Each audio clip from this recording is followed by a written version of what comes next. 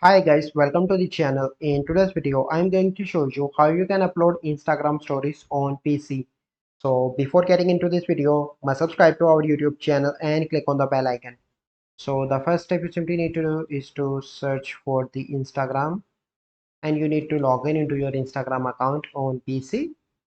Then you simply need to click on the right mouse cursor and click on inspect.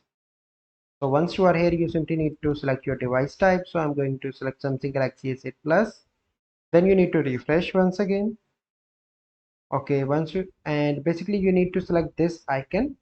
If it is turned on like this below, then you simply need to click on the plus icon and here you can click on story and let me add a story from here, and here you can see that this is my story and click on add to your story, and now it is uploading, so you need to wait for a few seconds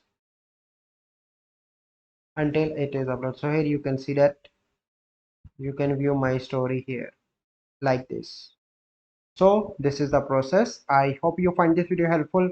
If you find this video helpful, must like this video, subscribe to our YouTube channel for future videos. We'll see you in the next video.